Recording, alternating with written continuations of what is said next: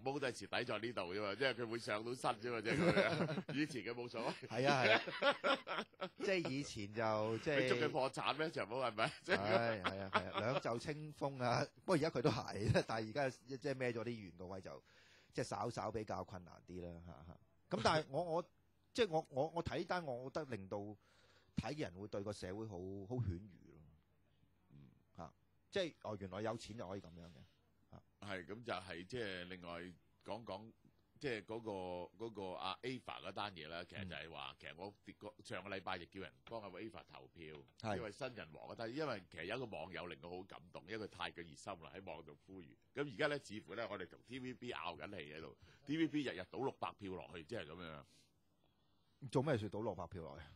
我諗佢同 Yes 係即係有相當嘅默契，一定要某人贏㗎嘛。哦 ，OK。咁而家就係阿雨橋係冠軍啊嘛，呢個就變咗 MyRadio 同埋人網嘅力量對抗緊 TVB。咁啊，我哋贏硬啦！我哋真係用票去投啊！我哋贏硬啦！批量換票又話，而家暫時咧，雨橋係冠軍嘅而家。即係喂呢鋪如果阿雨橋響檔，我哋都即係有少少韜光喎。係啊，MyRadio 同埋 Report 都有少少韜光喎。好，由今日起，我哋再次發動呢個群眾去投呢個 Ava 一票。好啊，咁而家去清朝的皇帝咯。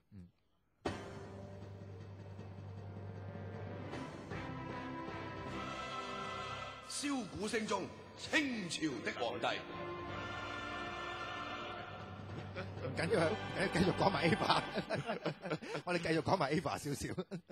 咁就係即係呢一個即係上次講咗太平天國，其實唔使太平天國，唔需要講到尾，太平天國講到中段。咁呢個天京之亂，石達開出走喺大渡河，全軍覆沒，被凌遲而死。咁呢個時候咧，就開始重用呢個兩個天才，一個英皇，一個中皇，即係呢兩個係戰爭嘅天才。咁中皇咧，結果係大敗江南大營。呢個我已經提過幾次啦。呢場仗係非常之漂亮。佢係打杭州，等江南大營派兵派出咗精鋭部隊救杭州，然後佢爬山翻嚟呢一個突襲呢個江南大營，即係咁樣樣。佢江南大營潰決，即係咁樣係。咁喺呢個時候咧，就係呢個清朝江南大營潰決之後，左宗棠話一定有呢個洗敵，然後先有呢個重新嘅希望。就因為咧，清朝咧去到呢度係冇發展唔重用曾國藩啊，即係咁樣係。因為你綠營兵係散晒，即係咁樣。佢打仲可以打，仲可以打嘅，唯有用呢一個曾國藩啦。咁所以曾國藩就係兩江總督節制呢個六省軍務，即係咁樣。喺呢個時候就即係咁。咁呢段咧就 set 到係咁樣嘅情況，即係咁樣 set 到咁樣嘅情況。第二件事必須要發生嘅，即係必須要講嘅，即係喺咸豐年間第二件事，當然係英法聯軍啦，即係咁樣係。呢個第二次鴉片戰爭。第二次鴉片戰爭，英法聯軍同第一次唔同，第一次係輸得好冤枉，因為其實時間只係相差呢一個20年到，但係其實外國嘅武器係進步得好犀利喺呢20年間。去到呢個英法聯軍之役已經係冇得打啦，其實係冇得打啦，即係咁樣。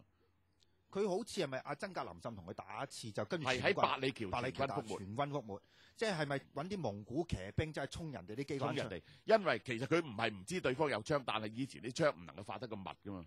咁你遇到機關槍，梗係撲街啦！呢次真，呢次開始有咗機關槍，呢個真係大鑊。我諗咧嗰次百里橋大戰咧，我諗咧好似我哋睇以前嗰個 Zulu 啊，嗰啲咁樣即係衝埋啲飛賊人係咁衝埋，係咁俾人射咁咁壯烈嘅場面咯。係嗰個係即係其實曾格林沁佢麾下嘅蒙古騎兵係清朝最精鋭嘅軍隊嚟嘅。係啊，咁就係即係話首先即係嗰個打仗嘅原因已經係即係荒謬，即係其實係即係呢一個英國同埋法國咧係拗清朝一路都唔肯履行嘅一樣嘢，就五口通商就準呢一個英國人咧入廣州城嘅。而事實上咧就唔準英國人入廣州城，英國人入廣州城咧，嗰啲士人咧就嗰啲人民咧就示威。喂，當其時係咪呢個最先係葉明琛？係啦，葉明琛咧就發動啲群眾示威，就唔俾呢個英國佬入城。係啊，英國佬咧其他4口都入到城，係入唔到廣州城，呢個就叫入城之爭啊嘛。啊，仲有一個典故問啊，蕭生。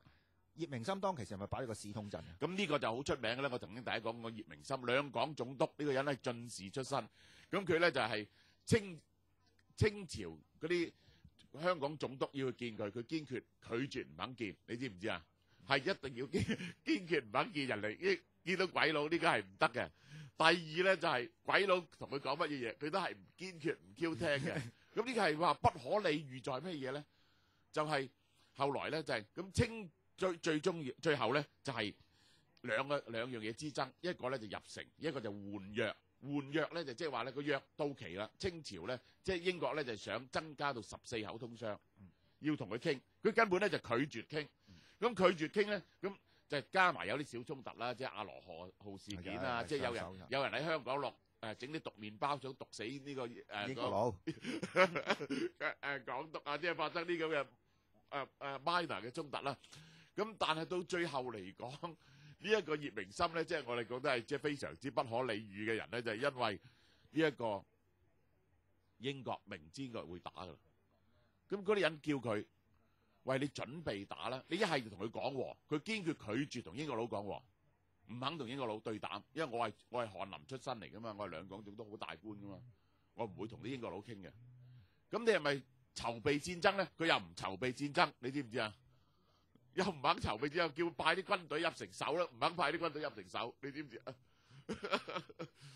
咁於是咧，喂，佢淨係做一樣嘢啫，葉明琛就係扶乩。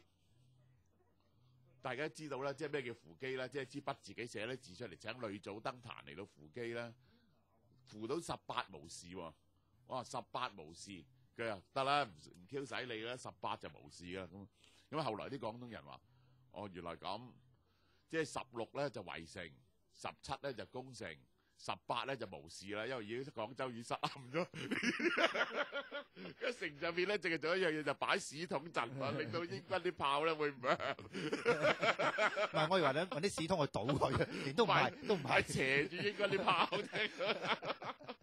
好衰我冇加埋啲女人底褲嗰啲嘢。咁呢個嘢最奇妙就唔係咁喎，呢個佢話不戰、不降、不和、不守，仲不走喎，即係因為咧清朝咧封疆大吏咧點樣係會斬頭嘅？你知唔知啊？叫失封疆，係3條罪名會呢一個會死嘅啫。做到清朝一級嘅呢個封疆大吏就叫非常殘忍，即係亂 Q 咁殺人。你知唔知啊？